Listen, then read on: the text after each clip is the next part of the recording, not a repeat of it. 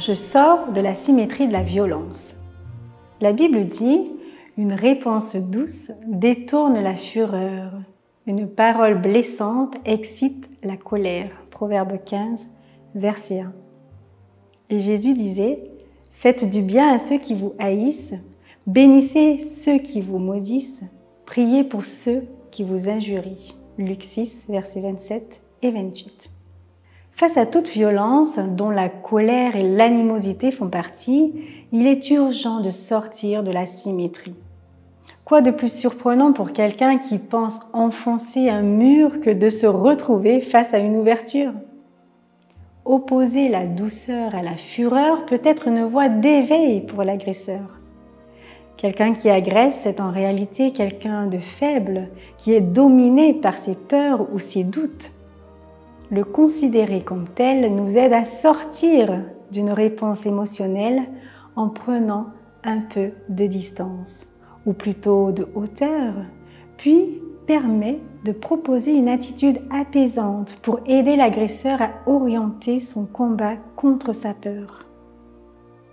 La démarche est donc de tout faire pour apaiser la peur de l'autre, pour lui permettre aussi d'être confronté à sa propre violence, sans rentrer dans le même mode d'expression qui ne ferait que la conforter. C'est aussi lui donner une nouvelle chance de se libérer de sa propre chaîne.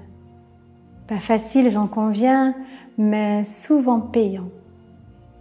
Ainsi, dans ce même esprit et afin de sortir de la logique de la symétrie de la violence, Jésus propose à celui qui est frappé à la joue droite de tendre l'autre joue.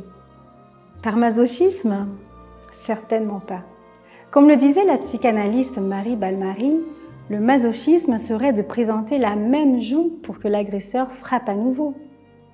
La sainteté est de présenter l'autre joue pour que l'agresseur s'éveille. Et surtout pour lui donner l'occasion de repartir non sur un échec, mais sur une victoire. C'est lui donner la possibilité de retrouver sa dignité, de repartir la tête haute. De plus, c'est s'offrir la possibilité de sortir grandi et affermi dans la maîtrise de ses propres émotions. C'est donc l'occasion de développer une douce, salutaire, bienfaisante et saine fierté. Quelques pensées.